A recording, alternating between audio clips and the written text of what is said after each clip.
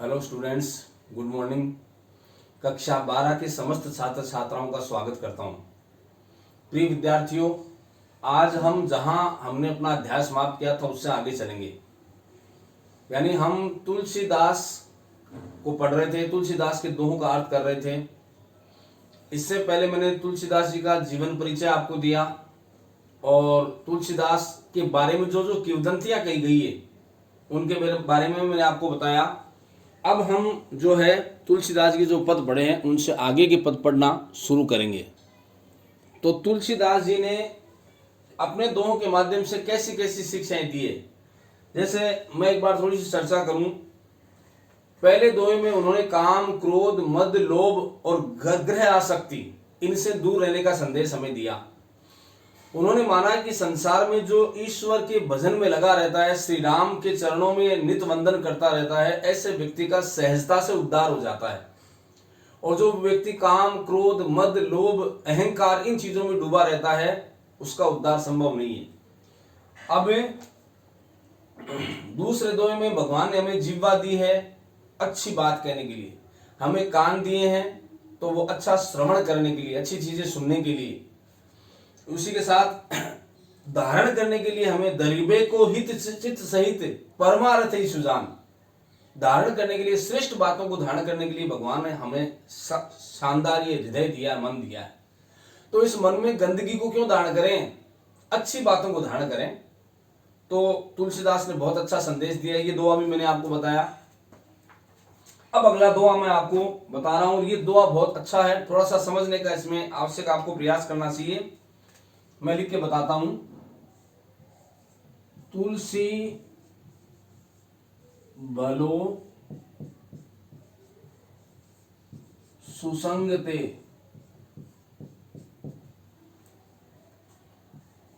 पोच कुसंगत सोई। फिर लिखते हैं नाव किन्नरी तीर असी, लोह विलोकौ लोई। यह आपका अगला दुआ तुलसीदास जी का लिखा हुआ है। इसका अर्थ मैं आपको बता रहा हूं, बहुत शानदार तरीके से आपको समझना है और बिल्कुल उसको अच्छे तरीके से सबको देखना है। तुलसी भलो सुसंगते, तुलसीदास जी कहते हैं व्यक्ति का भला हो सकता है। कैसे और कब? सुसंगते, अच्छी संगत करने से। अच्छी संगत करने से व्यक्ति का भला होता है। पोच, शब्दों का ध्यान रखें। पोच का अर्थ होता है बुरा। कुसंगत सोई, वही, सोई मानी वही, वही बुरी संगत करने से पोच मानी बुरा होता है। सीधा सीधा अर्थ है, खाली शब्दों का अर्थ ध्यान देना है। तुलसीदास जी कहते हैं कि सत्संगत करने से, अच्छी संगत करने से व्यक्ति का भला होता है। तुलसी भलो सुसंगते, अच्छी संगत से व्यक्ति का भला होता है। पोच कुसंगत सोई, वही बुरा होता है कुसंगत करने से। कुसंग में जाने से, गलत संगत में जाने से आदमी का बुरा होता है। अब उदाहरण देकर के इसमें समझाया, इसलिए उदाहरण अलंकार कह सकते हो कि नाव किन्नरी, नाव तो आप जानते हैं सब लोग, पानी में जो चलती वो नाव। किन्नरी, किन्नरी कहते हैं वीणा को। तीर, तलवार, तीर कहते हैं बाण को और असी कहते हैं तलवार को। ये चार चीजें हैं, ये चारों ही लोहे से बनती है। लेकिन देखो, लोह, लोह मानी लोहे से बनती है। विलोको मानी देख लो, लोही मानी लोचन, आंखें। अपनी आंखों से देख लो इन चारों में क्या अंतर है। संगत का प्रभाव कैसा पड़ता है, यदि आप ये नहीं मानते तो आप इन चारों चीजों को देख लो कि नाव बनती है लोहे की। किन्नरी कहते हैं वीणा को, वीणा जो बजाने के काम आती है वो भी लोहे से बनती है। तीर, तीर है वो भी लोहे से बनता है। तलवार, असी कहते हैं तलवार को, वो भी लोहे से बनती है। लेकिन याद रखें कि नाव और किन्नरी हमेशा प्रशंसा की पात्र होती हैं। नाव में बैठ के हम यात्रा करते हैं, अच्छा सुखद अनुभव करते हैं। वीणा जब बजती है, किन्नरी जब बजती है तो वो भी आनंद प्रदान करती है, संगीत के माध्यम से आनंद देती है। तीर, तीर में भी लोहा लगा है किंतु वो हमेशा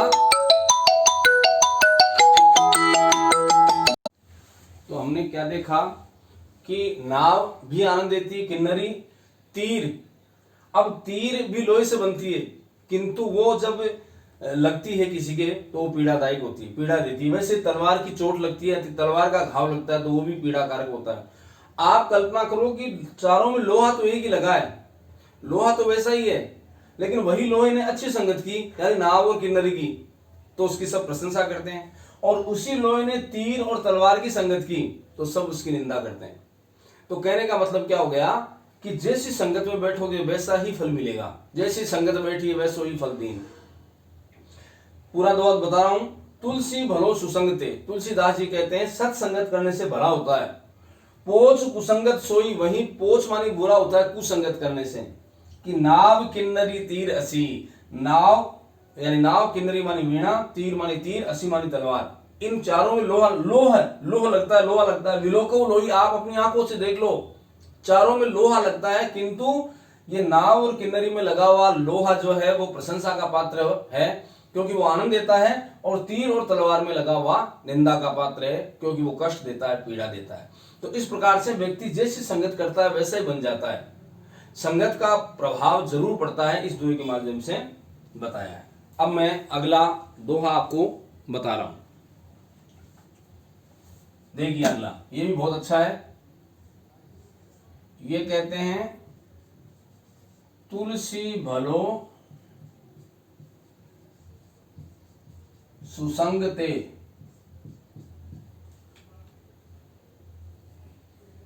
ये आ गया राम कृपा तुलसी स्वरूप। ये अगला दुआ है, ये आपको मैं बता चुका। अब कह रहे हैं राम कृपा तुलसी सुलभ, गंग सुसंग समान। फिर लिखते हैं जो जल परे, जो जन मिले,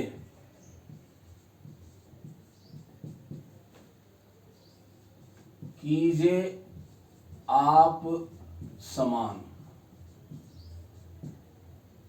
ये है इसमें, ये दुआ देखो आप, बहुत अच्छा दुआ है। अच्छी संगत में व्यक्ति जाता है तो उसका हित ही होता है, वही बात इसमें कह रहे हैं, थोड़ा सा ध्यान देना है, ये समझने वाला दुआ है। राम कृपा तुलसी सुलभ, राम की कृपा जब आसानी से प्राप्त होती है व्यक्ति को, सुलभ मानी प्राप्त होना, आसानी से प्राप्त होना, तो गंग सुसंग समान, व्यक्ति का आचरण गंगा और सत्संग के समान पवित्र हो जाता है।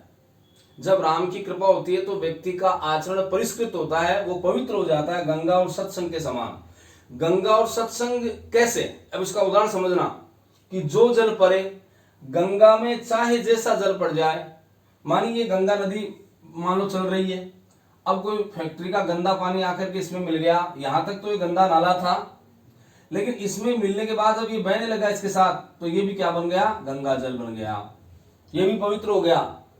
तो जो जल परे, गंगा में कैसा भी पानी आकर के पड़े या गिर जाए, जो जन मिले, और सत्संगत के जहां लोग बैठे वहां कैसा भी दुष्ट आदमी आकर के बैठ जाए, जो जन आके बैठ जाए, जन मिले, कीजिए आप समान, वो अपने समान बना लेती है। जैसे गंगा में कैसा भी गंदा जल आके पड़े तो गंगा जल बन जाता है, और सत्संगत के लोगों में, अच्छे संगत वाले लोगों में कोई दुष्ट व्यक्ति भी आके बैठ जाए तो वो अच्छा व्यक्ति कहलाएगा, साधु व्यक्ति कहलाएगा। यानी हमें हमेशा ही अपने आचरण की शुद्धता पर बल देना चाहिए, अच्छे लोगों में बैठना चाहिए। एक बार तो पापी मूढ़मती आदमी, दुष्ट आदमी भी अच्छे लोगों में जाके बैठ जाए तो उसका आचरण अच्छा माना जाता है, या वह व्यक्ति साधु प्रकृति का व्यक्ति कहलाता है, चाहे वो कितना ही दुष्ट हो। वैसे ही कितना ही गंदा पानी हो, यदि वही पानी गंगा में मिलकर के आगे बहने लगता है तो वो पानी क्या कहलाता है, गंगा जल। तो दोबारा बता रहा हूं, राम कृपा तुलसी सुलभ, तुलसीदास जी कहते हैं राम की कृपा प्राप्त होने पर आदमी का आचरण गंगा और सत्संग के समान पवित्र हो जाता है।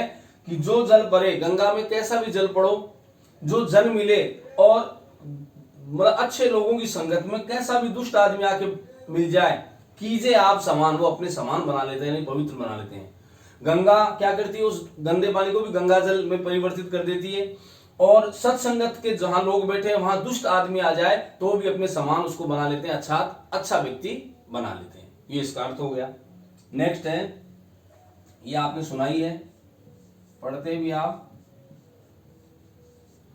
ये कह रहे हैं तुलसी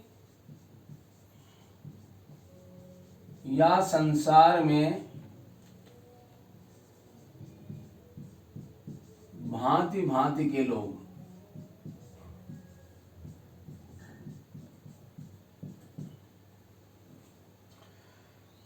फिर लिखते हैं सब सो हिलमिल चालिए नदी नाव संजोग। ये सब दोए हैं, दो छंद मैंने बताया आपको। तुलसीदास जी क्या कहते हैं इसमें? तुलसीदास जी कहते हैं कि संसार में तरह तरह के लोग हैं। अब हमें इस संसार में यदि जीना है तो सबके साथ कोई ना कोई संबंध जोड़ करके या कैसे न कैसे उनके साथ तालमेल बिठा करके आगे बढ़ना होगा। हम अकेले जीवन में आगे नहीं बढ़ सकते, लोगों से सरोकार हमारा पड़ता रहता है। तो तुलसी इस संसार में तरह तरह के लोग हैं। अब आप या तो इस बात को लेकर के तनाव में आ जाएं कि यार वो व्यक्ति मेरी आचरण के अनुकूल नहीं है या मेरी सोच के अनुकूल नहीं है या मेरा निकट संबंधी है वो मैं जैसा सोचता हूं वो, तो आप किसी को अपने अनुकूल ना बनाएं। आप कितने लोगों को बदलेंगे? आप ऐसा मत सोचें। इस संसार में भांति भांति के लोग हैं, तरह तरह के लोग हैं, सबसे हिलमिल चालिए। आपको तो सबसे अच्छा आचरण करना है, हिल मिल करके सबसे चलना है। जैसे नदी और नाव का संजोग कैसा होता है, इसमें दो भाव हैं कि नाव ही ऐसी है जो नदी पे चल सकती है। अभी गाड़ी को चलाओ, ट्रेन को चलाओ तो नहीं चल सकती। तो नदी नाव का कैसा अद्भुत संजोग है, वो मिले हुए रहते हैं। दूसरी बात, एक कहते हैं कि नाव के अंदर जब तक नाव चल रही होती है उसमें 50 आदमी बैठे हैं, 100 आदमी बैठे हैं, फिर वो चले गए, किनारे उतर गए, कोई कहां का था कोई कहां का था, सब अपने अपने स्थानों पे चले गए, सब बिछड़ गए। बस इतना ही संसार में हमारा खेल है। इस संसार में हम आते हैं, जितने दिन जी रहे हैं सबसे हिल मिल करके रहना चाहिए, सबसे प्रेम का संबंध रखना चाहिए। चाहे कैसी विकट परिस्थिति हो, हमें अपने मानवीय भाव को बनाए रखते हुए सब लोगों के साथ आत्मिक व्यवहार रखना चाहिए। और जो जैसा है उसको वैसा स्वीकार करो, ये बहुत अच्छी बात है। व्यक्ति अलग अलग आचरण के होंगे, यदि हम दुनिया को सुधारने के चक्कर में लग गए तो फिर हम अपना जीवन की के सुख और चैन को भी खो देंगे। जो व्यक्ति जैसा उसको वैसा ही स्वीकार करो, तब आनंद आएगा जीवन का। तो नदी और नाव का जैसा संयोग है, तो हम तो इस संसार में आए कुछ मेला देखने के लिए। एक दिन इस संसार से सब विरक्ति होना है, सब समाप्त होना है, हम चले जाएंगे। तो जितने दिन इस संसार में जीते हैं तो आनंद का जीवन जिए। सबसे हिलमिल भांति भांति के लोग हैं, तरह तरह के लोग हैं, उन सबसे हमें हेल मेल का व्यवहार रखना चाहिए कि सबसे हिलमिल चाली नदी नाव संजोग। जैसे नदी और नाव का संयोग रहता है वैसा ही हमें संसार में सब लोगों के साथ सहयोग का और सहकारिता की भावना से जीना चाहिए। अब मैं इससे आगे वाला पद आपको बता रहा हूं।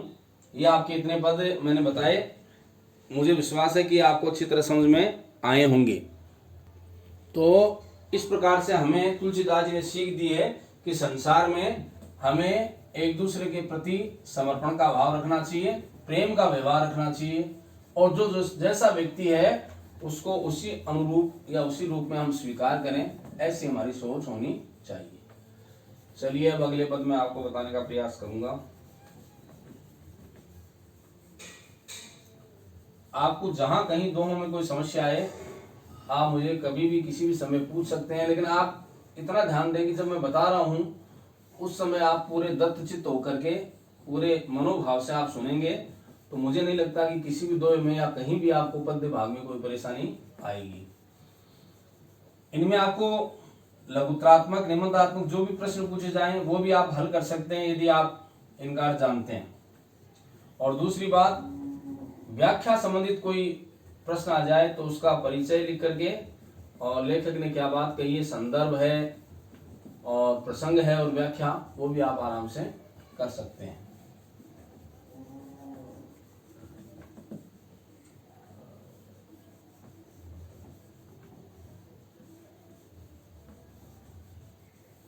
चलिए स्टूडेंट्स, अगला दुआ मैं आपको बता रहा हूं। ये देखो आप,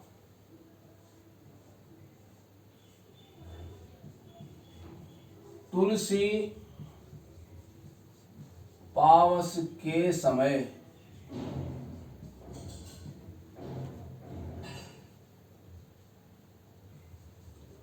धरी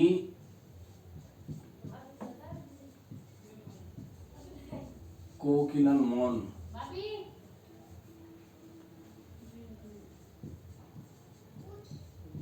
अब तो दादुर बोली हैं हमको पूछे कौन। ये आपका अगला दुआ मैं अब आपको बताने जा रहा हूँ, इसमें क्या लिखा वो भी सुने। तो इसी क्रम में अब हम अगला दोहा आपको बता रहे हैं। तो अगला दोहा ये जो मैंने आपके सामने लिखा उसका पहले मैं अर्थ बता देता हूँ। एक दोहा और है वो भी साथ लिख देता हूँ ताकि दोनों का साथ अर्थ हो जाए। तुलसी ए समय के सखा,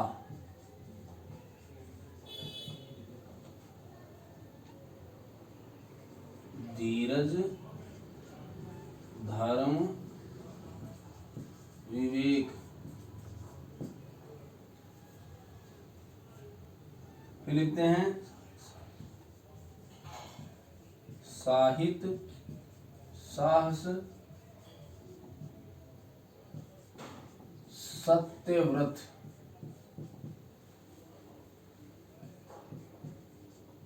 राम भरोसो एक। ये दो दो आपके और हैं। तो पहला दुआ मैं बता रहा हूं।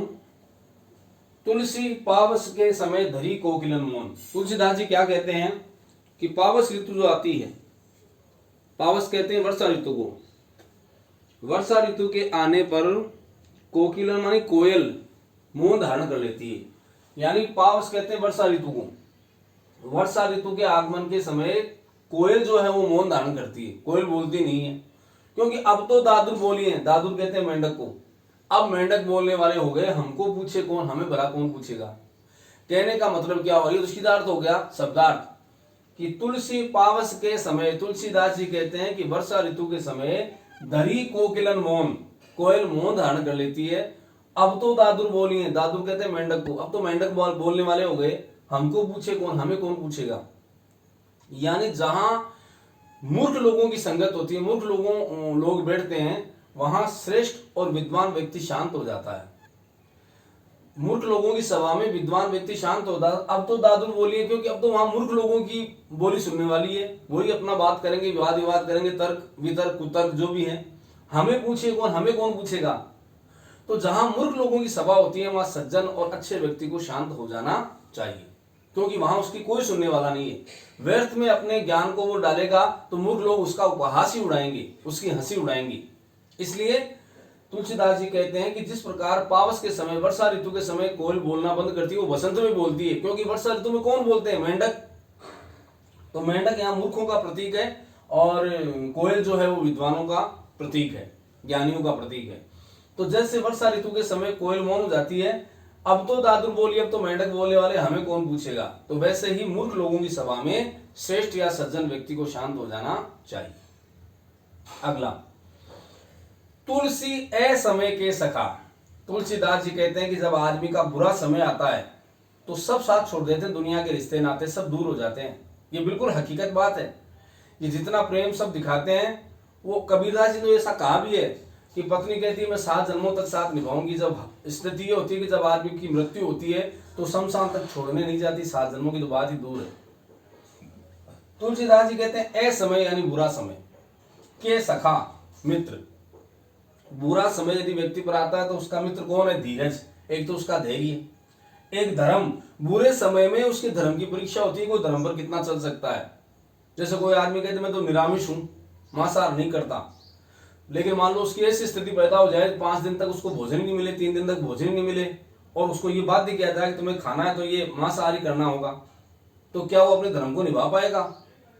कोई आदमी सत्यवादी है लेकिन किसी के प्राण रक्षा की बात आ गई तो क्या वो सत्य को निभा पाएगा या वो धर्म को, जो स्थिति है धर्म को कितना क्या निभा पाते हो। विवेक, और बुरे समय में ही आदमी के विवेक की परीक्षा भी होती है। और यानी बुरे समय में साथ देता है विवेक, धर्म भी आपका बुरे समय में साथ देता है, ये साथी हैं आपके। तुलसी असमय के सका, तुलसीदास जी कहते हैं बुरा समय आता है आदमी का तो उसके मित्र कौन कौन है? रिश्तेदार नातेदार तो दूर हो जाते हैं, एक तो उसका धीरज, उसका धर्म, उसका विवेक मानी बुद्धि। साहित्य, अच्छा साहित्य यदि उसने पढ़ा है अपने जीवन में तो वो बुरे समय में काम आता है। साहस, उसका हिम्मत, उसके साहस, वो भी उसका सच्चा मित्र है। और सत्यव्रत, और सत्य का पालन, सत्य का उसने पालन किया, नेकी पर चला है तो उसको डरने की आवश्यकता नहीं है, वो उसका सच्चा साथी है। और उन सबसे बड़ा एक सबसे बड़ा साथी है, उसका नाम है राम का विश्वास। राम भरोसो एक, ये तो साथी है ही, इन सबसे एक बड़ा साथी और है, उसका नाम है राम का विश्वास। राम के प्रति अटूट आस्था रखना, ये विश्वास रखना, तो वह उस आदमी को कोई भी किसी भी प्रतिकूल परिस्थिति में उसकी हानि होने वाली नहीं है। तो तुलसीदास जी कहते हैं कि बुरे समय में आपका कोई साथ जब नहीं देता तो कौन साथी होते हैं आपके? आपका धीरज, आपका धर्म, आपका विवेक, आपका साहित्य, आपका साहस, सत्य का पालन करने का व्रत और राम का के प्रति आपकी अटूट आस्था, ये आपके सच्चे साथी होते हैं। तो इस प्रकार से तुलसीदास के समस्त पद आपके पूरे हुए। तुलसीदास ने जो कुछ लिखा था वो मैंने आपको बताया। अभी जो आज पद बताए मैंने एक बार संक्षेप में उनको दोहरा देता हूं। यहां से बताया कि तुलसी भलो सुसंगते पोच कुसंगति को सोई। तुलसीदास जी कहते हैं सत्संग से भला होता है, वहीं बुरी संगत से बुरा होता है। कि नाव किन्नरी तीर असी, नाव है, किन्नरी मानी वीणा है, तीर मानी तीर है, असी मानी तलवार। लोह विलोको लोई, आप अपनी आंखों से देख लो कि इन चारों लोहे से बनते हैं, लेकिन वीणा और नाव की प्रशंसा होती है जबकि तीर और तलवार की निंदा होती है, क्योंकि उसने उस लोहे ने गलत संगत धारण की थी। जो तीर और तलवार में लोहा लगा है उसने संगत गलत की थी, इसलिए उसकी निंदा होती है, जबकि वही वीणा और किन्नरी में लगने के वीणा और नाव में लगने के कारण से प्रशंसा के पात्र बन गया। अगला कहते हैं कि राम कृपा तुलसी सुलभ गंग सुसंग समान, कि जब राम की कृपा होती है तो आदमी का आचरण गंगा की तरह पवित्र और शुद्ध हो जाता है। कि जो जल परे जो जन मिले, गंगा में चाहे जैसा जल पड़ जाओ और अच्छे संगत वाले लोगों में कैसा भी दुष्ट प्रकृति का व्यक्ति आके बैठ जाओ, कीजिए आप समान, वो अपने समान बना लेते हैं। तो आचरण की शुद्धता होना नितांत आवश्यक है। इसके बाद कहते हैं तुलसिया संसार में भांति भांति के लोग, सबसे हिलमिल चालिए नदी नाव संजोग। तुलसीदास जी कहते हैं कि संसार में तरह तरह के लोग हैं, हम सबको सुधारने का ठेका नहीं लेना चाहिए, नहीं कुछ नहीं सुधारना चाहिए, सबसे आपको हिलमिल का व्यवहार रखना चाहिए। जैसे नदी और नाव का अनुपम संयोग है, वैसे इस संयोग के साथ हमें समाज में आगे बढ़ते रहना चाहिए। अगला मैंने बताया तुलसी पावस के समय धरी कोकिला मौन। पावस ऋतु आती है, वर्षा ऋतु में कोयल बोलना बंद कर देती है, क्योंकि अब तो दादुर बोली है, अब तो मेंढक बोलने वाले हो गए, हमें पूछे कौन, हमें कौन पूछेगा।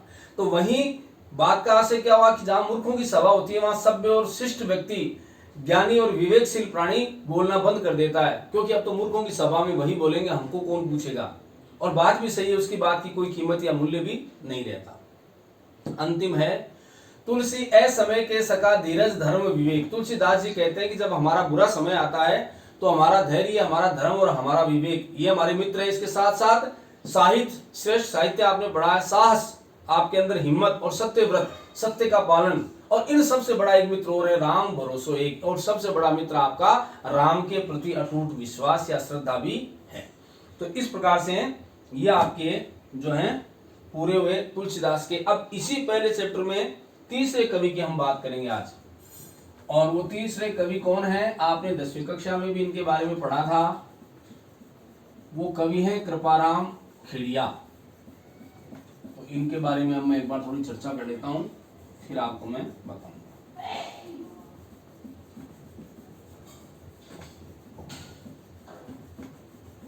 कृपाराम खेड़िया का सीधा सीधा संबंध हमारे शेखावाटी सीकर से है, तो यह आपको जानना चाहिए।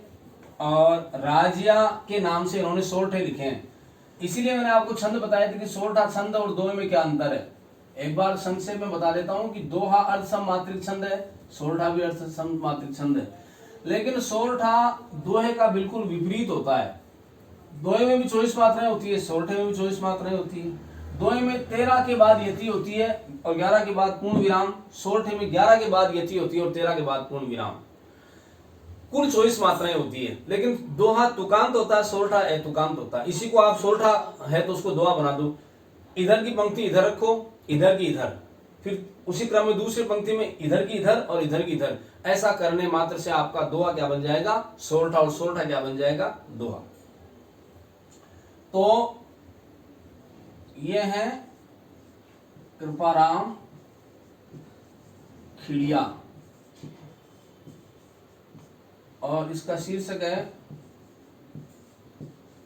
राजिया रासोरठा। ये राजस्थानी भाषा में है, तो इसको भी आपको बहुत अच्छी तरह समझना होगा। बिल्कुल सरल सोरठे हैं, आपने समझ लिए तो कहीं दिक्कत नहीं है। एक बार इनका परिचय मैं आपको बता दूं। इनका जो जन्म हुआ था वो था 1743 ईस्वी में, और इनका निधन हुआ था वो हुआ था 1833 ईस्वी में। तो ये इनका परिचय, यानी 90 साल की उम्र इन्होंने प्राप्त की। अब एक बार परिचय सुन लीजिए आप। राजस्थानी भाषा के प्रसिद्ध कवि कृपाराम खिड़िया का जन्म तत्कालीन मारवाड़ राज्य के खराड़ी गांव में, कहां जन्म हुआ, मारवाड़ राज्य के खराड़ी गांव में ये इनका जन्म हुआ था। और इनके पिता का नाम था, पिता कौन थे, जगराम खिड़िया, ये इनके पिता का नाम है।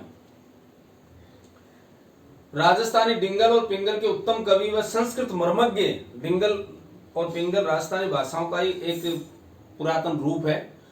अब संस्कृत के मर्मज्ञ, मर्म की बात जानने वाले, संस्कृत के बहुत अच्छे ज्ञाता होने के कारण उन्हें सीकर के राव लक्ष्मण सिंह ने महाराजपुर और लछनपुरा गांव जागीर में दिए थे। विद्वान थे, तो सीकर के जो राव लक्ष्मण सिंह थे उन्होंने उनको महाराजपुर और लछनपुर की जागीर दी।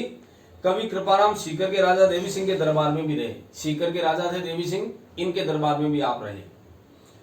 अब देखो एक बात मैं आपको बताऊं कि कृपाराम जी ने जो लिखा, कृपाराम खिड़िया ने जो कुछ लिखा, आज उनके लेख जो हैं वो राजिया के नाम से चलते हैं। यानी राजिया उनका एक सेवक हुआ करता था जिसका पूरा नाम था राजा राम। तो राजिया के नाम से क्यों लिखने लग गए? राजिया एक बार बहुत दुखी अवस्था में था, निसंतान था, उसका परिवार भी नहीं था। तो ये सेवक था इनका कृपाराम जी का। कृपाराम जी ने उसके दुख का कारण पूछा, तो उसने बताया कि मेरा वंश तो आगे चलने से रहा, क्योंकि अब आगे हमारा तो कोई नाम लेने वाला भी नहीं रहेगा, हमारा वंश तो यहीं समाप्त हो जाएगा। तब कृपाराम ने उसको ये बात कही, कृपाराम जी खिड़िया ने, कि देखो राजिया, तुम कह रहे हो नाम समाप्त हो जाएगा, मैं तुम्हें विश्वास दिलाता हूं कि आने वाले युगों तक तुम्हारा नाम चलेगा। तो उसके बाद जितने सोरठे इन्होंने लिखे वो अंत में राजिया का ही नाम जोड़ा, अपना नाम से कुछ नहीं लिखा। तो देखो आप, राजिया कृपाराम जी का सेवक था। एक बार कवि के बीमार पड़ने पर सेवक राजिया ने उनकी खूब सेवा शुश्रूषा की, बहुत सेवा और देखभाल की। कृपाराम जी बीमार पड़े तो राजिया ने उनकी देखभाल की, जिससे कवि बहुत प्रसन्न हुए। कोई संतान न होने के कारण राजिया बहुत दुखी रहता था। राजिया के इसी दुख को दूर कर उसे अमर करने हेतु कवि ने उसे संबोधित करते हुए नीति संबंधी सोरठों की रचना की। जब वो दुखी था तो उसका नाम अमर करने के लिए नीति संबंधी जितने दो या सोरठे लिखे वो इन्हीं को समर्पित किया। सोरठों की रचना की, जो हिंदी और राजस्थानी साहित्य में राजियारा दोहा या राजियारा सोरठा के नाम से विख्यात है।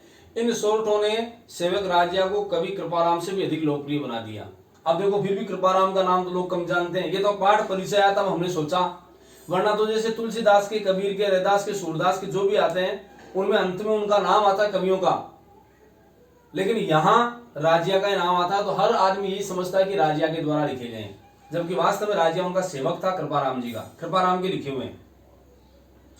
प्रस्तुत पाठ में नीति व आदर्श लोक मर्यादा की सीख देने वाले सोरठों का समावेश किया गया है। हमें आदर्श मर्यादा, आदर्श जीवन की सीख देने का काम जो है वो ये सोरठे करेंगे। तो अब सीख देने वाले सोरठों का समावेश किया गया है। कोयल व काग की तुलना कर कवि मीठी वाणी की महत्ता बताता है। क्या क्या चीजें आई है कव्य और कोयल की तुलना करके मीठी वाणी का, जैसे तुलसीदास के पद में हमने पढ़ा था। शक्कर व कस्तूरी के माध्यम से सौंदर्य की तुलना में गुणों को श्रेष्ठ बताया है। कस्तूरी काटा तूने शक्कर घनी शुरू, तो शक्कर और कस्तूरी के माध्यम से उपादेयता को, व्यक्ति के चरित्र को उभारा गया है। दूसरों के कलह और विवाद से लोग आनंदित होते हैं, हमारा व्यवहार मतलब पर आधारित होता है। सब सोल्टों में ये चीजें आएंगी आपके, जैसे जैसे आप सोल्टे पढ़ेंगे ये सारी चीजें आपके सामने आती जाएंगी। मुख पर मधुरता और हृदय में खोट रखने वाले लोगों से आत्मीयता संभव नहीं है। ऐसे व्यक्ति जो मुख पर तो मिठास रखते हैं, अंदर में खोटापन रखते हैं, ऐसे लोगों से मित्रता संभव नहीं है। ये भी आपके सोल्टे में बताया गया है। मैत्री निर्वाह हेतु समर्पण व सरलता जरूरी है। मित्रता का भाव कहाँ निभाया जा सकता है? जहां समर्पण हो, जहां सरलता हो, जहां कुटिलता हो, वहां मित्रता नहीं निभाई जा सकती। श्री कृष्ण ने अर्जुन के लिए रथ हाँकने का काम किया। ये मित्रता के वशीभूत होकर के भगवान कृष्ण ने रथ कर हाँक्यो राजिया, अपने हाथ से भगवान श्री कृष्ण ने रथ हाँका और पार्थ सारथी बन गए, पार्थ के सारथी। आजकल हिम्मत की कीमत होती है, हिम्मत रहित व्यक्ति की कीमत रद्दी कागज के समान मानी जाती है। जो व्यक्ति हिम्मत से अच्छा होता है उसी व्यक्ति की कीमत है। जो व्यक्ति हार कर बैठता है, मन से मर जाता है, मन से दुखी हो जाता है, उसकी समाज में कहीं कोई कीमत नहीं होती है। तो ये समस्त सोर्ट है। अब हम आपको पढ़ाएंगे अगले अंक में। मैं आपसे आग्रह करूंगा कि जितना मैंने कुछ बताया है उसने आपने बहुत मनोयोग से सुना होगा।